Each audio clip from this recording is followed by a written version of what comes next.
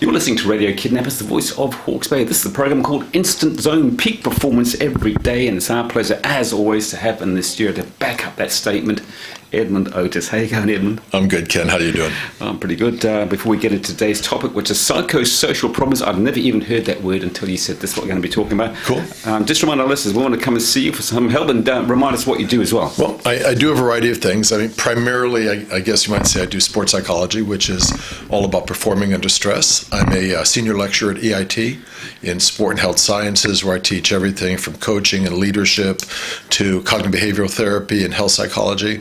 But also, I work with members of the community around increasing performance, performing under stress, collaboration, teamwork. And I guess what I try to do most recently is apply a lot of the principles we learned from sports psychology, which are numerous, to everyday life. Yeah.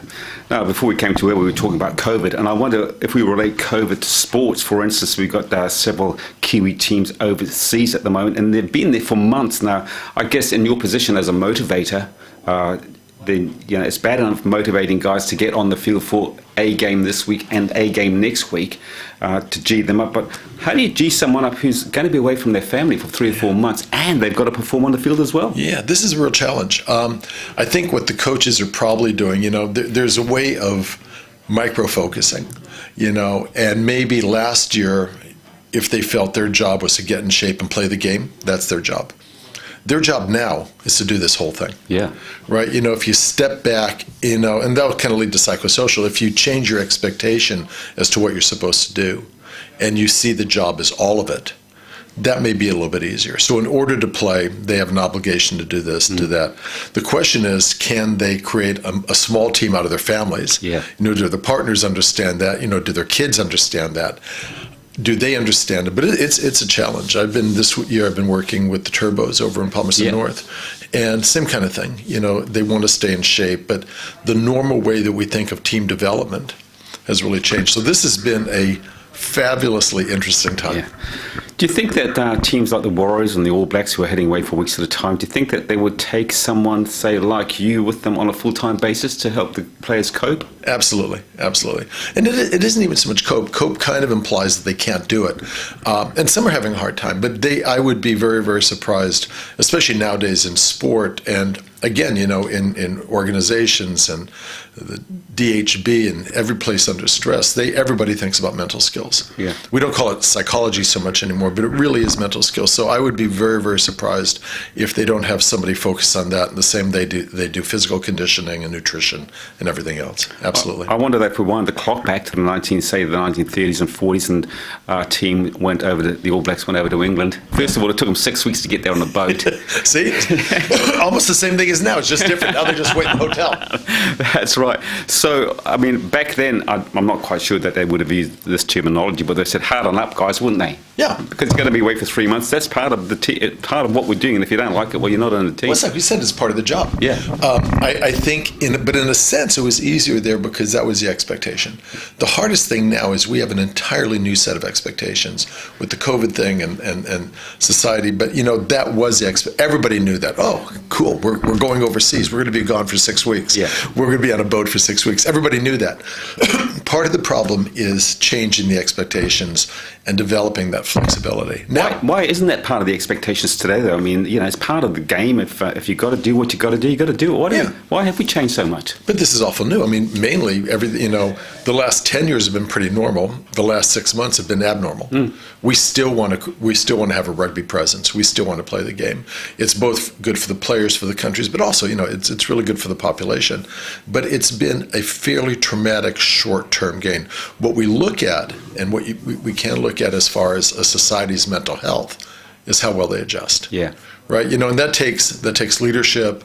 The primary or my most dramatic example of that is, you look at England during World War II. Tremendous change. Yeah. But, they had a big mixture of leadership.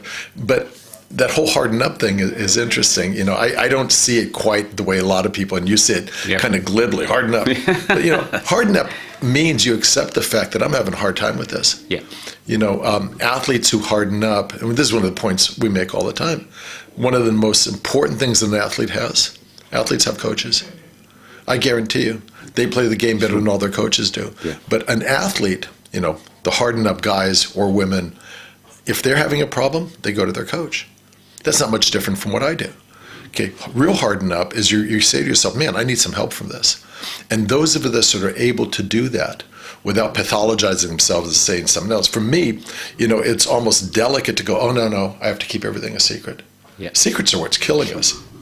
Especially men. Yeah, I probably phrased it not very well. Didn't say No, it was good. I didn't say that very well. But what I really meant was that we probably, as a society, we're feeling sorry for the All Blacks. We're feeling sorry for the Warriors and all those teams that have to be overseas. I mean, they have to stay there if they want to be in the competition, right? And we're feeling sorry that they're away from their families. But did we feel sorry for them back in the 30s and 40s and 50s when they were for 12 weeks? Or as a society, we just said, hey, that's their job. We didn't feel sorry for them at all, did we? Or did we not? Yeah, I don't know. I don't think too much. I think it was still hard on them, the individual athletes. But again, kind of at the beginning of this, the difference was in those days, they knew that was the expectation, so they could prepare themselves. Yeah. So they come home, hey, honey, if I make the team, I'm so excited. And the whole family goes, oh, baby, you're going to be great. And then they go, and if I make the team, it's going to be tough. I'm going to be gone for 6 weeks, or 12 weeks. But he knows that because it's happened for the last 5 years. Yeah. And then his whole family would go, I know, we'll miss you, but we're so proud of you. Here, what you normally expect is I'm going to be gone for a couple weeks and back, and then all of a sudden, I'm going to be gone for 6 weeks, and everybody's worried about the disease. So again, the reality is the same, but the situation is different. We call that framing, how you frame it. Do we look on those times with rose-tinted glasses? We say, the good old days. Was that the good old days, or were those guys really suffering and we just didn't hear about it? Anything we survive are the good old days. That's right. But again, it's focus. I mean, the things we do, in the leadership class I teach at EIT, for example, I used the term a minute ago, how you frame it, how you think about it, okay, really indicates your response. And the simple, glib way of talking about it is the glass half empty or half full? That's an important principle. It relates to health in all kinds of ways. It turns out, and I probably mentioned this 6 months ago, we always say that, stress is bad for you. We're kind of changing that. Or being hyper-aggressive is bad for your health. In the U.S., we have a phrase called type A personality. Yeah. And those are those super aggressive business guys who are always on the phone, 3 martini lunches, 2 phone calls. They work 14 hours a day. We say that's going to kill you. Turns out not really. Turns out if those guys have heart attacks, they become the best patients you've ever seen. They clean up. The thing that kills you, the personality trait that has the most significant impact on health, longevity, heart health, stroke, and all that is pessimism. Yeah. That is the factor. So part of the challenge, and we see that in sports, part of the challenge is, do you change pessimism into optimism? Turns out that athletes who are more pessimistic have shorter careers, do well, but they don't do as well in difficult situations. You mentioned that phrase, the glass half full, and everyone uses that Yeah. to judge people. You're a pessimist because they said my glass is half empty. But they also do it to get people to want to smack them in the head because it's so annoying. It is annoying. I mean, if I came to you and said, how's your beer? Would you say, oh, yeah, it's half full? You'd probably say it's half empty, wouldn't you? Well, it depends how many I had. It's not a bad thing, but it just depends. Maybe optimistic saying with a beer half empty, I'm almost done with this. I'm going to get another one, Yeah, I'm going to get another one. Yeah. Okay, we're going to talk today about psychosocial problems, and like I say, until you mentioned to me what we might be talking about, I hadn't even heard that word psychosocial. And when I did a bit of research on it, and I have many examples that we could go through one by one, but there's not a person that I don't know, that I do know, who doesn't fit into one of these categories at some time in their life. So, and I was just saying to Jill, that means we've all got a label on us. Yeah. And when really, are we going to be labeled by psychosocial problems just because we might, for instance, suffer from insomnia? Yeah, it's tricky, and I'm real concerned about that. I do a lot of work around mental health, and I try to make the distinction between mental health and mental illness. Nowadays, because of internet and all the things we have access to, we tend to label things more and more. We tend to find specialness in it. We tend to have a reason, And so one of the things you look at, you look at statistically, we have incredibly high rates of youth depression. Now, the truth is, that is a major, major situation. But we also have a lot of youth, because of the label, who are self-diagnosing themselves. There's a difference between being depressed and having depression. Yes.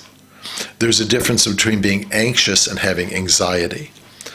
Some people are naturally more anxious than others, right? When I used to teach at the University of California, I taught a class on personality, and my colleagues weren't that crazy about it, but I tried to explain to people that everything we know about personality we can see in dogs. Yeah. Right? Some dogs have little yappy little personalities. They have high anxiety.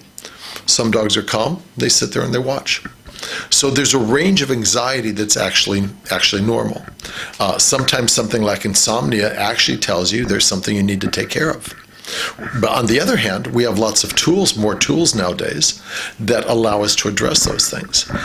But I'm a little concerned for two reasons. One is, if we label everybody who's having a bad day or they're sad because a loved one died as having depression, we create a higher perception of people that we have more people mentally ill. The flip side of that is we lose sight of the people who actually have real depression, which is a major real thing. Whose fault is that, though? I mean, last month we spoke about is mental illness being overdiagnosed.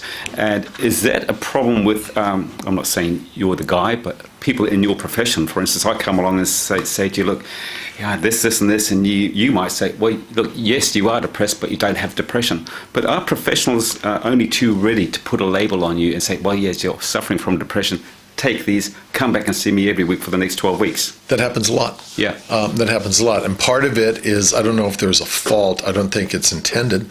Part of it is concern. For example, we have very, very high, not only New Zealand, but New Zealand noticeably has very, very high levels of youth suicide. And we also have, the highest percentage of suicides, it's kind of shared between there's youth suicide and then men. Men do themselves a lot, which is where we get the whole thing about, harden up. Turns out that more women seek treatment for depression, but more men commit suicide. So men are doing that thing we talked about earlier. More men just keep it inside. Yeah. Okay, and have greater levels of shame, and there should be. So it's good to be talking about that. Yeah. I think the concern is, as we talk about that, the goal, like fitness, like sport, is figuring out how do we get out of this, right? There's, a diagnosis does nothing. A diagnosis just gives you a starting point. So if I have diabetes, that's a diagnosis. That doesn't help me unless the next step is, because you have diabetes, why don't we do this? Yeah. With psychosocial things, we see things in the media, we're aware, we're concerned, and so we tend to, I think, over-stigmatize it.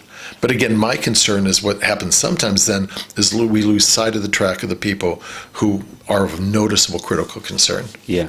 I mean, I know in the few years that we've been talking, we also talked to a guy from Staros, who is a suicide support group. Yeah. And he is of a similar opinion to you that, we need to talk more about it. But, I'm not being devil's advocate here, but what you say and what he says is very easy to say. We need to talk about it. But no one's going to go home tonight and sit around the dinner table with your family unit and say, okay, let's talk about suicide. No one's going to do that, are they? Yeah. And so, how do you get people talking about it? How do you get people talking about it? Because it's just not something that you want to talk about, is it? First of all, I've been watching the clock. It's taken you 12 minutes to get to the point where what I say is very simple to say. That's right. And it's true. It is simple. Just because things are simple don't mean they're easy. That's which right. gave me a chance to say that again. Exactly. I'm not sure it's so much talking about suicide. But one of the things we know is that humans are by nature social creatures. Okay, we do better when we collaborate with others. Now, some of us have more privacy than others. What you really want to talk about is talk about how you're feeling, how your day is. Try not to be isolated. The other thing I talk about every time is one of the things that isolates us most is how much time we spend on a phone, how much time we spend on devices. Yeah. That is not real communication. I mentioned probably a couple months ago, if we're concerned, for example, about youth suicide, the number one statistically identifiable factor related to youth suicide is simply one thing: how many minutes a day young people spend on devices. Yeah. That's it. That crosses across all demographic levels, because what happens is it occupies your attention, it develops compulsive behaviors, and it isolates you from others. Yep. How many times have you gone anywhere? I'm on campus a lot, and it breaks my heart. You see a bunch of 17, 18-year-old, 19-year-olds sitting around a table. They should be laughing and yelling and telling jokes and planning the weekend. And all of them, they're sitting in proximity to each other. All of them are staring at their phones. Yeah. So even in a social situation, they've managed to isolate themselves. Isolation is the number one factor related to that. Do I feel I can share with somebody? And the trouble is when you can't share, everything in your head becomes a secret. There's no secrets. No. Statistically speaking, though, how do youth suicide figures compare today with, say, the 50s and the 60s, when we didn't have that little phone we could do this and that on, we weren't sitting on our computers? Have you got figures to sort of back up I don't that have assumption? I don't have the numbers in my head, but we can find that it's much higher now. Rates are much higher now. Yeah. And sadly, rates in New Zealand are very high. Yeah. But rates are much higher now. For a ton of reasons. People are so busy. People spend time in isolation. Everybody has a TV in their own room or a computer screen, however we want to use that. And that's one of the things, for example, in the program we use at EIT, I tell all my classes, no matter what you want to do, you think you're doing sport, you're doing exercise, okay, nothing helps the emotional well-being, and I tell my clients this all the time, nothing helps emotional well-being as much as exercise, and exercise, being on a team. Okay, you want therapy? Okay, if you're worried about your kid, instead of sending to a counselor, first try to get him on a team of something. Yeah. Just so he kicks a ball around and laughs with other kids. Well, you're the psychologist. You'll know the answer to this one. Oh yeah, here we go. I mean, What the hell's wrong with you? Yeah.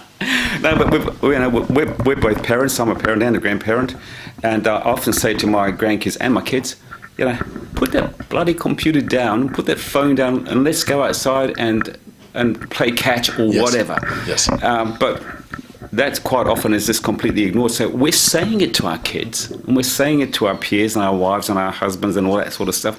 But no one's taking any notice. Why aren't they taking any notice? Because we don't reinforce it. I mean, I don't want to blame anybody, but part of it is we don't reinforce it. Youth, kids, all of us, we adjust to things really, really quickly. If we decide as a family, dinners are tough, but if we decide as a family, we have breakfast 4 times a week together. If everybody gets up, that's what we do here. Yeah. Okay. And when we're at the table, there's no phones and no devices, including me. No, we don't. I mean, you see this all the time. We need to set a role model. You guys got to eat better. Well, I need to bring more healthy food in here. I mean, new stuff is that highly processed foods, there's new research right now, are we know this, but statistically, a direct indicator on health. The more stuff you eat that comes out of packages, the more it's likely to kill you, right? But the same with communication. If we're interested, can we put our phone away? Can we have just one TV in the house? Can we all watch something together? Can we, when we go on a trip, no phones, let's look out the window? Now, you can't be a maniac about it. No, of course. But within reason, we know that there's some amount of time can be spent interpersonally. We also know that people are doing this and they enjoy it more.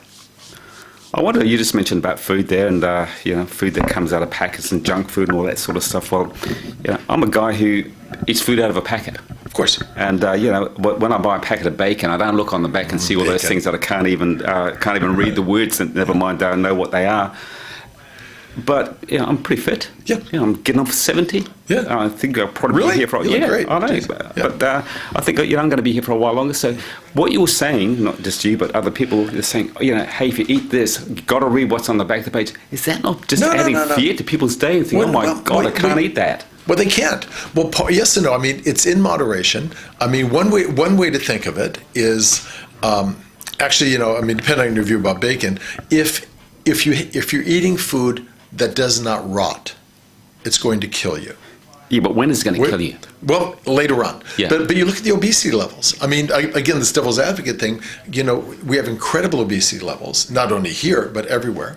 Part of that's the food, and part of the food is because the foods are processed, which kill off the micronutrients, which makes us digest everything as if it's sugar. Yeah. Okay. Unlike you, though, I don't blame the food. I come back to what you said originally, is that get outside, get on the team, do a bit of sport. I mean, in general, there's a balance to everything. Yeah. I mean, I eat stuff, I'm approaching 90 and I'm healthy. But I eat stuff, but I mean, like for the phone thing, right?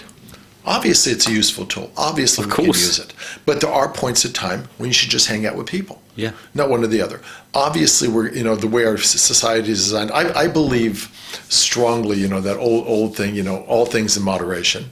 But starting with moderation, right? So obviously, we're going to eat some crap, but also it's good to have a salad. Yeah, of course. Right? Well, we know that. But you're saying, of course. But lots of people eat nothing but what comes out of packages. Nothing but what comes out of wrappers, and I stand by it. If from the time it's developed to the time it gets to you, the number of wrappers you need to go through, if it comes in a wrapper, but that came in a box that was packaged in plastic, and that came in a crate, and that came in another thing, there's almost nothing nutritive in there. So, bacon is one wrapping, and then you fry it up, and it's yummy. Crisp bacon? Crisp? Yeah, absolutely. Who wouldn't? There we go. Okay, but on the side of that, maybe you have some fruit with your breakfast. Okay, maybe you have a tomato in your salad. Who has fruit for breakfast? Anyway, yeah. So you see the problem. Anyway, yeah, I do see the problem, but I also had an interesting debate with a nutritionist a few weeks back, and I said, okay, well, I could live on hamburgers, to be quite honest, like the real Kiwi hamburger. And she said, oh, wow. And I said, but let's dissect that hamburger. It's got bread in it, it's got meat in it, it's got vegetables in it, it's got beetroot in it, it's got lettuce in it. And if you put them, what do they call it, deconstruct it and put it on your plate, it's got everything it needs. There's nothing wrong with a hamburger. But I think that in the main, particularly with obesity, in a lot of cases, you've got to take a look in the mirror first. Yes. Then you've got to say, okay, well, I love that food. If I'm going to eat that food, I've got to do a bit more exercise. Yes, absolutely. Yeah, absolutely. No, I agree entirely. It's all a balance. But to go back to the hamburger, they did a cool thing that if you were to eat a McDonald's diet made out of healthy, fresh ingredients, there's nothing in the world wrong with that. No, of course. Okay, but if you eat it out of McDonald's, everything is so processed, everything is so flooded with chemicals to keep it alive and all that. No, there's nothing wrong with any of that. Cheese is good, salad is good, but for example, when Burger King or either Burger King or McDonald's first came out with salads because they wanted to help people lose weight, if you looked at the salad dressing on either Burger King or McDonald's, there is more sugar in the salad dressing than in their milkshake, and more fat than is in their Big Mac. But they do that so that you will come back to it. I just went to this great little ice cream place. And I know we're running out of time. Okay, Psychosocial Problems. So I went to this great little ice cream place with some friends. We went up, it's an outside place. And what do you want? There's a whole thing there. And my friend, he's been there before, he goes, I just want the kiddie ice cream cone. Okay. So they have all these different ice cream cones with sauces. It looks fabulous, right? And the kiddie ice cream cone is what you and I would think of as an ice cream cone with 2 scoops of ice cream. Okay. They're selling it or identifying it, that's the kiddie ice cream cone. Now, in any way, shape, or form, you're out for the day, a cone with 2 normal scoops of ice cream is fun. But to identify it as the kiddie ice cream cone affects your psychology. Well, I'm an adult. Would it really? I'm an adult. Yeah, you can work it out. I don't want a kiddie one, I'd be embarrassed. Yeah, but you can work it out. Once you get out of the shop, who cares? I see you got an ice cream with 2 scoops. You can work it out that you don't need it. Yes, there's a reason they do that, though. Everybody is not as astute as you are. And also, so you have teenagers, instead of 2 scoops of ice cream, I don't want a kiddie one, I'll have the adult one. Anyway, it's a way of selling more stuff. Yeah, sure, it is. It's just like an add-on. But if I just quickly go back to your statement that you mentioned that we should be sitting around the table without devices, and we should be talking about how has your day been. Yeah. I might suggest to you that most people, and it's about keeping it in your head, and I know that because I've been there and done that, I keep it in my head. People just say, yeah, not too bad. Thanks for asking. No, I misspoke now. Yeah. It doesn't even have to be how's your day been. Just talk about something. Just talk about something. Yeah, but what? So if you've got problems and you want people to know about your problems. It's healthier and more social to sit around, drive in a car, and be bored with each other. Yes. Than it is where everybody's on their devices. Now, and again, I have my computer's in my car, I have a phone here, I have an iPad in my office. I'm not, as I keep saying, I'm not that guy who goes, we're not going to use fire in my village. But it is healthier for you as a group to sit around and play a boring game. Yeah. It's healthier, literally, to go for a drive where the kids are sullen, everybody's bored, they roll their eyes, and they take turns punching each other in the arm, and mom turns around and goes, stop that.